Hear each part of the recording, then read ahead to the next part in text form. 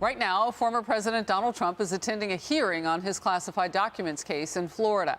It's taking place in a specifically equipped secure room where Trump's team is facing questions from the judge on their strategy, their defense strategy. Dana Marie McNichol is live in Miami with the details on this. Dana Marie. Harris, this is not an ordinary federal hearing because, as you mentioned, it involves classified documents. So this criminal case is going to be handled completely differently. Now, this morning, we did see Trump's motorcade arrive at the courthouse. The sealed hearing is happening as we speak right now in a special room that can hold classified documents. It's called a SCIF, known as a sensitive compartmented information facility, and one was built specifically for the Fort Pierce courthouse. The soundproof room protects from electronic eavesdropping. Now, in Trump's case, some of the documents FBI agents seized at his home in Mar-a-Lago were marked top secret and are considered classified documents, hence the need for this level of security. Trump's co-defendants in the case are not there today because they don't have the security clearance to see the documents. This complication has already caused delays in the case since preparation takes a lot more time.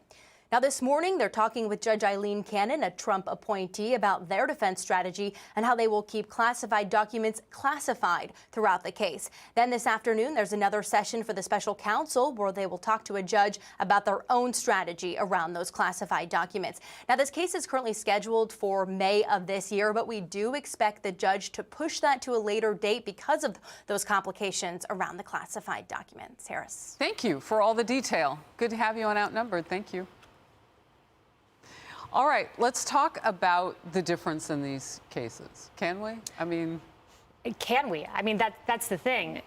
The average American looks at this case and they see Hillary Clinton, bleach bit, hammers to her devices. And they see Joe Biden. I'm going to quote just directly from the report, so there's no confusion. After learning of the special counsel's appointment in this matter, Mr. Biden's ghostwriter deleted audio recordings he had created of his discussions with Mr. Biden. During the writing of his memoir, the recordings had significant evidentiary value. So the average American sees that and sees Hillary Clinton and then sees this and wonders what the difference is and feels there is a two-tier justice system. Can I double down just with this question, because we were on the couch together when this story was breaking. So there was a day right before the election in 2022, and we were just starting to kind of find out about the UPenn Biden Center documents that had been found. It was quite some time before we really knew what we were looking at, that they were classified documents, that they'd already been, turned over to the archival system and so on and so forth.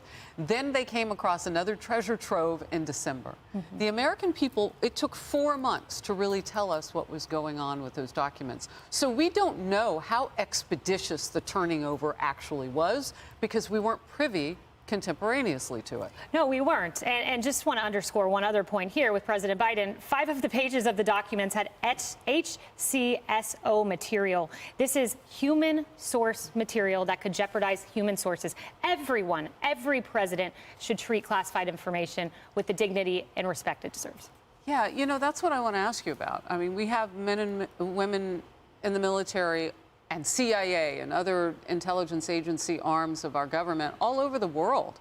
I mean, if there are human assets, if there are people who are part of our democracy protection that are laid bare because of something that was in a box in Biden's garage that looked like it had some water in it at one point. I mean, the boxes were like all worn away. And some of that stuff had to do with Afghanistan. No, it's shocking. It says it in the report. Yes, and it is shocking to hear of a former vice president treating national secrets so casually, so recklessly. When they do jeopardize, those kinds of national secrets can jeopardize men and women in uniform or working clandestinely on behalf of this country. And I would say the same thing for President Trump's situation as well. Classified information must be kept extremely close held and treated appropriately. But to your point, Harris, too, about the nature of what these documents were in the case of President Biden. They were handwritten entries about issues of national security and foreign policy implicating sensitive intelligence sources and methods straight from the report, and it's about Afghanistan, the crisis that happened on President Biden's watch, that he has continued to be very determined that we not have a national discussion about that or hold people accountable for the decisions that surrounded that precipitous withdrawal. Lisa. Well, I think Joe Biden's whole approach this election cycle is, okay, things might be bad, guys, but the other guy's worse.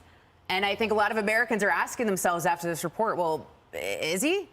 You know, you've willfully mishandled classified documents since the 1970s. How is Donald Trump the threat to democracy, particularly when you look at a president has the ultimate authority when it comes to classification and declassification? A vice president doesn't when Joe Biden was a senator, sure doesn't when he was in the Senate. So I think this negates that line of attack that Joe Biden has against Donald Trump, and it adds fuel to Donald Trump saying this is a witch hunt. You know, I want to get back to what Rebecca was talking about, though, with Afghanistan, because that was when you first saw the polling start to tank with Biden, and he has never come back. We don't know if there are things in those documents that he had in his garage parked next to the Corvette about Afghanistan that had anything to do that would maybe, I don't know, taint his decision-making, influence his decision-making on that withdrawal from Afghanistan. He certainly wasn't listening to his generals per reports. Yeah, and I think no matter if you're Democrat or Republican, we should all believe in the rule of law and let it play out as it should with an independent, neutral person like the special counsel and the Department of Justice. And I look at this, there's both sides, and I appreciate, Rebecca, you actually mentioning that. Both sides here have not done the right thing. I think that President Biden and Vice President Mike Pence, though, were very clear in opening up everything. Now, he didn't know where all the things were. Hillary Clinton didn't do the right thing. Well, I'm talking about Pence and Biden.